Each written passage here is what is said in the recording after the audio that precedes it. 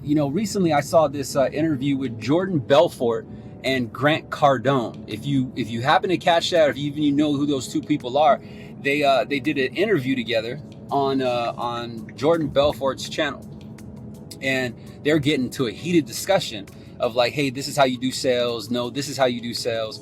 And both of them, in my opinion, I believe is kind of corny. I believe a little bit outdated. But I saw the kind of the value with both of their approaches, and I started thinking to myself, I was like, man, if you took Grant Cardone mixed with a little bit of Jordan Belfort and you enhanced it and remastered it and modernized the techniques, you'd have me. You'd have sales remastered. Now let me explain why.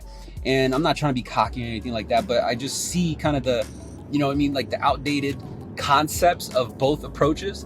And I found that, you know, when you're dealing with a lead, whether you're knocking on doors or you're talking to leads in person or you're walking into broker shops, whatever it is, you're going to have either one or the other, right? And I found that the other is the absolute most successful way, because when you're dealing with a sales lead or when you're dealing with a lead, the idea is to open them up, right?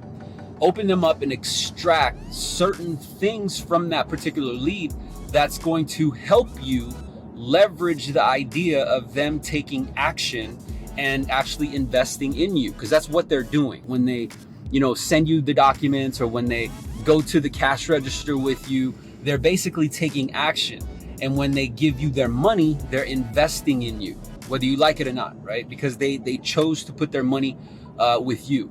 And so the idea and the concept is that there are two types of ways to approach a lead. The very first common way, this is where you find salesmen burning through leads, right?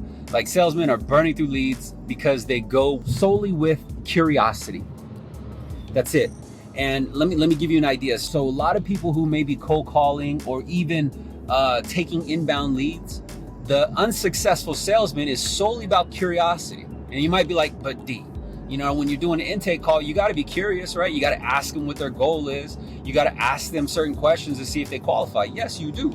But initially, the frame of the conversation, the tone of the conversation is curiosity.